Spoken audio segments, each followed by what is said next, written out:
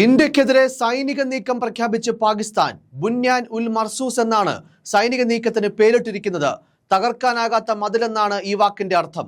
പാകിസ്ഥാന്റെ തുടർച്ചയായ drone missile ആക്രമണങ്ങൾക്കുള്ള മറുപടിയായി 4 പാക് വ്യോമത്താവളങ്ങളിൽ ഇന്ത്യ ആക്രമണം നടത്തിയതിന് പിന്നാലെയാണ് പാക് സൈന്യത്തിന്റെ നീക്കം.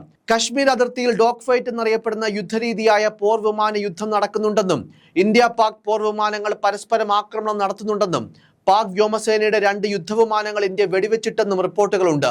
ഇന്ത്യക്കെതിരെ ഡ്രോൺ ആക്രമണം നടത്തുന്ന പാകിസ്ഥാന്റെ സൈനിക ലോഞ്ച് പാഡുകൾ ഇന്ത്യൻ ആക്രമണത്തിൽ തകർന്നിരുന്നു. ഇന്ത്യയിലെ 26 ഇടങ്ങളിൽ പാക് ആക്രമണമുണ്ടായി. ഇന്ത്യ ശക്തമായി തിരിച്ചടിച്ചു. വൻ പ്രഹരശേഷിയുള്ള ആയുധങ്ങൾ ഉപയോഗിച്ചാണ് നിയന്ത്രണ രേഖയിൽ പ്രകോപനമുണ്ടായത്. സൈനിക കേന്ദ്രങ്ങൾ ലക്ഷ്യമിട്ടും ആക്രമണങ്ങൾ ഉണ്ടായി. പഞ്ചാബ് എയർബേസിൽ ഉപയോഗിച്ചത് ഫത്ത മിസൈലാണെന്ന വിവരവും പുറത്തു വന്നു. മറുവശത്ത് പാകിസ്ഥാനിലെ റാവൽപിണ്ടിയിലുള്ള നൂർഖാൻ, ചക്വാലിലെ മുറിദ്, ഛാങ്ങിലെ റഫീഖി എന്നീ വ്യോമത്താവളങ്ങളിൽ ആക്രമണമുണ്ടായെന്ന് പാകിസ്ഥാൻ സൈന്യവും സ്ഥിരീകരിച്ചിട്ടുണ്ട്.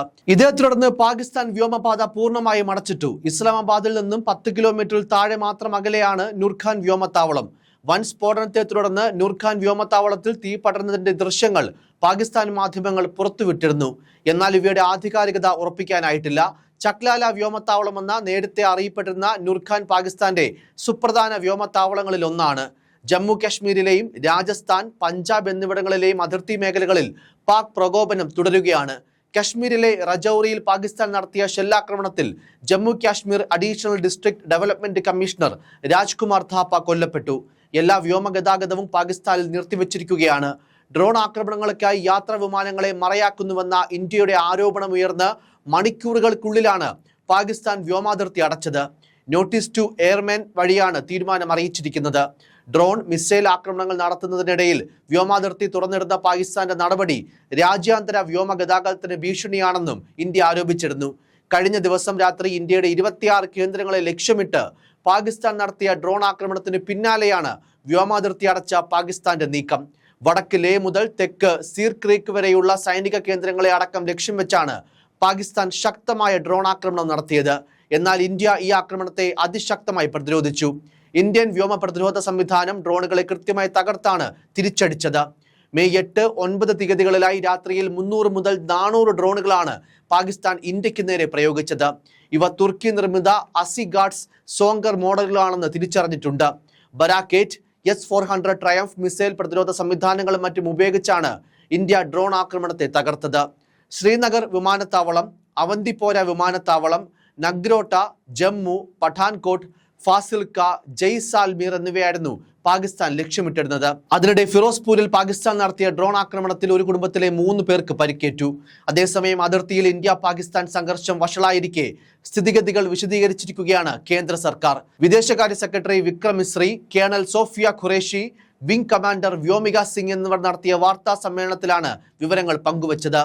പ്രകോപനം സൃഷ്ടിക്കുന്നത് പാകിസ്ഥാന്റെ നടപടിയാണ്. ഇന്ത്യ നടത്തിയത് നിയന്ത്രിതമായ സ്വയം പ്രതിരോധവും തിരിച്ചടിയുമാണ്. ഇന്ത്യ പ്രതിരോധിച്ചു, തിരിച്ചടിച്ചു. പടിഞ്ഞാറൻ അതിർത്തിയിൽ മുഴുവൻ പാകിസ്ഥാൻ ആക്രമണ ശ്രമം നടത്തി. ഇന്ത്യൻ സേനകൾ ശക്തമായി തിരിച്ചടിച്ചു. ശ്രീനഗർ, അവന്തിപ്പൂർ, ഉദ്ധംപൂർ സൈനിക താവളങ്ങളിലെ മെഡിക്കൽ മേഖല ലക്ഷ്യമിട്ട് പാകിസ്ഥാൻ ആക്രമണം നടത്തി. ബോധപൂർവം സാധാരണക്കാരെ ലക്ഷ്യമിടാനായിരുന്നു പല ആക്രമണങ്ങളും. 12 സൈനിക കേന്ദ്രങ്ങളും ആക്രമിച്ചു. ഇന്ത്യ തിരിച്ചടിച്ചു. പാക് മിസൈലുകൾ ഇന്ത്യ വീഴ്ത്തി. തെളിവായി വീഡിയോ ദൃശ്യങ്ങളും വാർത്താ സമ്മേളനത്തിൽ കാണിച്ചു. രാവിലെ 11 മണിയോടെ നടത്തിയ വാർത്താ സമ്മേളനത്തിലാണ് ദൃശ്യങ്ങളടക്കം കാണിച്ച് ഇന്ത്യ മറുപടി നൽകിയത്. വിമാനങ്ങളെ മുൻനിർത്തിയും ആശുപത്രികൾ ലക്ഷ്യമാക്കിയും അടക്കം നീചമായ രീതിയിൽ പാകിസ്ഥാൻ ഇന്ത്യയെ നേരിട്ടു. പാകിസ്ഥാന്റെ 3 വ്യോമത്താവളങ്ങൾക്ക് നേരെ ആക്രമണം നടത്തി. മിസൈലുകളും ഡ്രോണുകളും ഉപയോഗിച്ചായിരുന്നു നടപടി. പാക് വ്യോമസേനയുടെ റാവൽപിണ്ടിയിലെ നൂർഖാൻ, മുരിദ്, റഫീഖി എന്നീ വ്യോമത്താവളങ്ങൾക്ക് നേരെയായിരുന്നു ഇന്ത്യൻ സൈനിക നീക്കം. 3 വ്യോമത്താവളങ്ങളെ ഇന്ത്യ ആക്രമിച്ചതായി പാക് സൈനിക വക്താവ് lieutenant general Ahmed Sharif Chaudhary സ്ഥിരീകരിച്ചു. തുടർച്ചയായ 2ാം ദിവസവും പാകിസ്ഥാൻ വിവിധയിടങ്ങളിൽ ഡ്രോൺ ആക്രമണം നടത്തി. ആക്രമണ സജ്ജമായ പാക് ഡ്രോണുകൾ രാജ്യത്ത് 26 ഇടങ്ങളിൽ കണ്ടെത്തിയതായാണ് വിവരം. വടക്ക് ബരാമുള്ള മുതൽ തെക്ക് ബൂച്ച് വരെയുള്ള ഇടങ്ങളിലാണ് ഡ്രോണുകൾ കണ്ടെത്തിയത്. രാജ്യാന്തര അതിർത്തിയിലും നിയന്ത്രണ രേഖയിലും ഡ്രോണുകളുടെ സമീപം ഉണ്ടായെന്ന് സർക്കാർ വൃത്തങ്ങൾ പറയുന്നു. വ്യാഴാഴ്ച പാകിസ്ഥാന്റെ ഭാഗത്തു നിന്നുണ്ടായ കനത്ത ഡ്രോൺ ആക്രമണങ്ങൾക്ക് പിന്നാലെയായിരുന്നു വീണ്ടും പാക് പ്രകോപനം. അതിനിടെ ശ്രീനഗർ രാജ്യാന്തര വിമാനത്താവളത്തിനടുത്ത് സ്ഫോടന ശബ്ദം കേട്ടതായും വിവരമുണ്ട്. ഇവിടെ ഡ്രോണുകൾ കണ്ടെത്തിയതായും ഒരു ദേശീയ മാധ്യമം റിപ്പോർട്ട് ചെയ്തു. ജമ്മു കശ്മീരിലെ നിയന്ത്രണ രേഖയിൽ പാകിസ്ഥാൻ പല തവണ വെടിവെപ്പ് നടത്തി. ഏപ്രിൽ 22-ന് പഹൽഗാമിൽ വിനോദസഞ്ചാരികളടക്കം 26 പേർ കൊല്ലപ്പെട്ട ഭീകരാക്രമണത്തിന് പിന്നാലെ ഇന്ത്യ പാക് അധിനിവേശ കശ്മീരിലെയും പാകിസ്ഥാനിലെയും ഭീകര സംഘടനകളുടെ കേന്ദ്രങ്ങൾ ഓപ്പറേഷൻ സിന്ദൂറിന്റെ ഭാഗമായി ആക്രമിച്ചിരുന്നു. ഇതിന് പിന്നാലെയാണ് ഇന്ത്യയിലെ സൈനിക കേന്ദ്രങ്ങളും ജനവാസ കേന്ദ്രങ്ങളും ലക്ഷ്യമിട്ട് പാകിസ്ഥാൻ വ്യാപകമായ ഡ്രോൺ, ഷെൽ, മിസൈൽ ആക്രമണങ്ങൾ ആരംഭിച്ചത്. 1971-ലെ യുദ്ധത്തിനു ശേഷം ആദ്യമായിട്ടായിരുന്നു പാകിസ്ഥാനിലെ പഞ്ചാബ് പ്രവിശ്യയിലെ ഒരു കേന്ദ്രത്തിൽ ഇന്ത്യ ആക്രമണം നടത്തുന്നത്. അതിർത്തിയിൽ നിന്ന് 100 കിലോമീറ്ററിലധികം ദൂരെയുള്ള പഞ്ചാബ് പ്രവിശ്യയിലെ ഭീകര ക്യാമ്പുകൾ ഇന്ത്യ ഓപ്പറേഷൻ സിന്ദൂറിന്റെ ഭാഗമായി ആക്രമിച്ചിരുന്നു.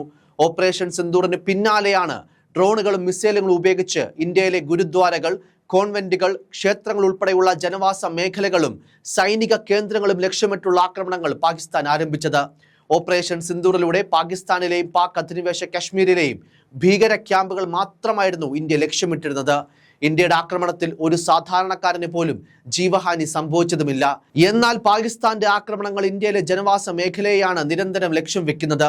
ഈ സാഹചര്യത്തിലാണ് ഓപ്പറേഷൻ ബുന്യാൻ ഉൽ മർസൂസ് എന്ന് പേരിട്ട സൈനിക നീക്കത്തിനായി പാകിസ്ഥാൻ ഒരുങ്ങുന്നത് എന്നുള്ള കാര്യം കൂടി എടുത്തു പറയണം. മറ്റൊരു പ്രധാനപ്പെട്ട കാര്യം, ഇന്ത്യയിലേക്ക് പാകിസ്ഥാൻ നടത്തിയ മിസൈൽ, ഡ്രോൺ ആക്രമണങ്ങളിൽ മുനയൊടിച്ച വ്യോമ പ്രതിരോധ സംവിധാനത്തെ പറ്റിയാണ്. S-400 മിസൈലാണ് ആകാശ അതിർത്തിയിൽ ഇന്ത്യയുടെ സുദർശന ചക്രം. ലോകത്തിന് തന്നെ ഏറ്റവും മാരകമായ ഉപരിതലത്തിൽ നിന്നും ആകാശത്തേക്ക് തൊടുക്കാവുന്ന SAM-ന്റെ പട്ടികയിലാണ് S-400-ന്റെയും സ്ഥാനം. റഷ്യൻ നിർമ്മിത വ്യോമ പ്രതിരോധ സംവിധാനമാണ് S-400 മിസൈൽ സിസ്റ്റം. 2018 ഒക്ടോബറിലാണ് S-400 വ്യോമ പ്രതിരോധ മിസൈൽ സംവിധാനങ്ങളുടെ 5 യൂണിറ്റുകൾ വാങ്ങുന്നതിനായി ഇന്ത്യ റഷ്യയുമായി $5 ബില്യൺ കരാറിൽ ഒപ്പുവെച്ചത്. ലോകത്തിലെ ഏറ്റവും നൂതനമായ ദീർഘദൂര വ്യോമ പ്രതിരോധ സംവിധാനങ്ങളിലൊന്നായാണ് ഇത് കണക്കാക്കപ്പെടുന്നത്. മിസൈൽ ലോഞ്ചറുകൾ, ശക്തമായ റഡാർ, കമാൻഡ് സെന്റർ എന്നിവ ഉൾപ്പെടെ S-400-ന് 3 ഘടകങ്ങളാണുള്ളത്. യുദ്ധവിമാനങ്ങൾ, ക്രൂയിസ് മിസൈലുകൾ, വേഗത്തിൽ നീങ്ങുന്ന ഇന്റർമീഡിയറ്റ് റേഞ്ച് ബാലിസ്റ്റിക് മിസൈലുകൾ എന്നിവയെ പോലും ആക്രമിച്ച് തകർക്കാൻ ശേഷിയുള്ളവയാണിവ. നിലവിലുള്ള എല്ലാത്തരം അത്യാധുനിക യുദ്ധവിമാനങ്ങളെയും നേരിടാനും ഇവയ്ക്ക് ശേഷിയുണ്ട്. S-400-ന്റെ റഡാറുകൾക്ക് 600 കിലോമീറ്റർ അകലെയുള്ള എതിരാളികളുടെ ലക്ഷ്യങ്ങളെ ട്രാക്ക് ചെയ്യാനും സാധിക്കും. 400 കിലോമീറ്റർ വരെ ദൂരത്തിൽ വെച്ച് തന്നെ അവയെ തടയാനും S-400 മിസൈൽ സിസ്റ്റത്തിന് സാധിക്കും. നിലവിൽ ഇന്ത്യക്ക് 4 S-400 സ്ക്വാഡ്രണുകളാണുള്ളത്. പത്താൻകോട്ട് മുതൽ ജമ്മു കാശ്മീർ, പഞ്ചാബ് എന്നിവിടങ്ങൾ ഉൾപ്പെടുന്നതാണ് ഒന്ന്. മറ്റൊന്ന് രാജസ്ഥാനിലെയും ഗുജറാത്തിലെയും തന്ത്രപ്രധാന പ്രദേശങ്ങളെ സംരക്ഷിക്കുന്നു. S-400 വ്യോമ പ്രതിരോധ സംവിധാനത്തിന് സായുധ സേന നൽകിയിരിക്കുന്ന പേര് സുദർശൻ ചക്ര എന്നാണ്. ഇന്ത്യയുടെ വടക്കൻ പടിഞ്ഞാറൻ മേഖലയിലെ നിരവധി സൈനിക കേന്ദ്രങ്ങളെ ലക്ഷ്യമിട്ടായിരുന്നു പാകിസ്ഥാൻ മെയ് 8-ന് മിസൈലുകളും ഡ്രോണുകളും യുദ്ധവിമാനങ്ങളുമായി ആക്രമണത്തിനിറങ്ങിയത്. അവന്തിപുര, ശ്രീനഗർ, ജമ്മു, പത്താൻകോട്ട്, അമൃത്സർ, കപൂർതല, ജലന്ധർ, ലുധിയാന, ആദംപൂർ, ബട്ടിൻഗ, ചണ്ഡീഗഡ്, നൽ, ഫലോഡി, ഉത്തരേലൈ, ഭുജ് എന്നീ പ്രദേശങ്ങൾ ലക്ഷ്യം വെച്ചെത്തിയ പാകിസ്ഥാന്റെ മിസൈലുകളും ഡ്രോണുകളും യുദ്ധവിമാനങ്ങളും ആകാശത്ത് വെച്ച് തന്നെ തകർത്ത് തരിപ്പണമാക്കാൻ S-400 വ്യോമ പ്രതിരോധ സംവിധാനത്തിന് സാധിച്ചിരുന്നു. News desk, focus news TV.